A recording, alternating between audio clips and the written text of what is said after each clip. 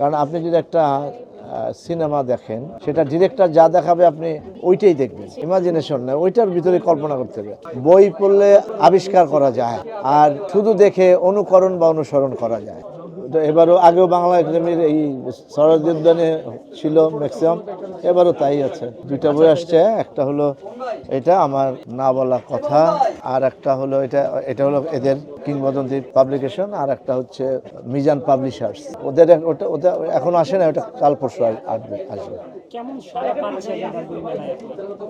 ভালো। আজকে তো মাত্র তৃতীয় দিন, কারণ যুগের সাথে সাথে তো সব বদলায়, এখন কালচারও বদলায় না, বা সবই বদলায় আসলে। মানুষের জীবন বোধ, চিন্তা, চেতনা এগুলি চেঞ্জ হয়।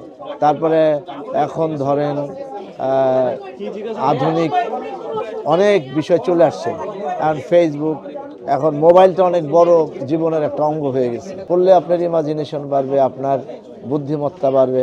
কারণ আপনি যদি একটা সিনেমা দেখেন, সেটা ডিরেক্টর যা দেখাবে আপনি ওইটাই দেখবেন, ইমাজিনেশন না, ওইটার ভিতরে কল্পনা করতে হবে। সানবিট সব দিবে সামাল। সানবিট ম্যাজিক প্রেস ডিশওয়াশিং এর মাথা ঘোরানো সলিউশন। ধরেন পথের পাঁচালী, আর পথের পাঁচালী আপনি যখন সিনেমা দেখবেন সত্যজিৎ রায়ের, উনি যেইটুক দেখাবেন ওইটুকুই দেখেছেন আপনি, এর বাইরে তো আর দেখেননি।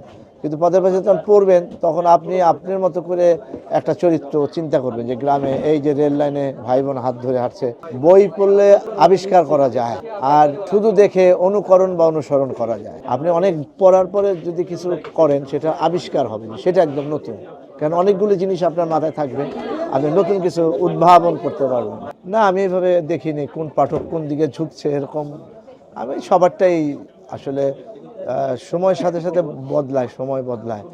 আমরা এক সময় ধরেন এই বাংলা একাডেমি, তখন ওইখানে মেলা বসতো, তখন আমরা কবিতার বই পড়তাম প্রচুর। আমি যখন বিশ্ববিদ্যালয়ে পড়ি তখন আসতাম, নির্মলেন্দু গুণ, আল মাহমুদ শামসুর রহমান, লাইন ধরে বই কিনতাম কবিতা। এখন কিন্তু কবিতা কেউ পড়ে না মানে কম। আবার কিছু লেখা আছে যে একটু ভিউ নির্ভর, যেহেতু একটা বই বের হয়, তার বইটা তো আসলে চলতেও হবে, তখন ওইভাবে চিন্তা করে নামগুলো এরকম হয়। কিছু কিছু বই, সব না, কেউ কেউ করে। তো এখন এইটা নিয়ে জীবন, এবার এটা হবেই, যুগের সাথে সাথে চেঞ্জ হবে। এটাকে আমি নেগেটিভ অর্থে দেখি না। উনি একটা, ওটা আমার বইতেই আছে, আমি যে বইগুলি লিখছি যে একবার গল্প করতে করতে আমার বলছে, তখন এই কর্কট রোগে আক্রান্ত, তো বললো যে দেখো, এই যে বই মেলা হবে, একটা কচ্ছপ বাঁচে 400 বছর, আর একটা মানুষের জীবন মাত্র খুব বেশি হলে 80 বছর, 90 বছর।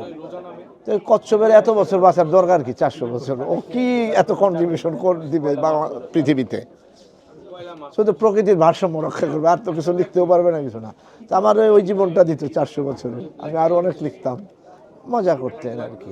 তার বলে এই যে বই মেলা হবে, আমি থাকবো না, আমার বই থাকবে না, তারপরে সবাই থাকবে। এটা কি ভাবা যায় বলো তো? এই ধরনের গল্প হয়তো তার সাথে। পাঠকদের উদ্দেশ্যে আমি বলবো যে বই পড়েন, মন সুন্দর হোক, সুস্থ মানসিকতা আমরা আবার পরিপূর্ণ হই, এই কামনা করি।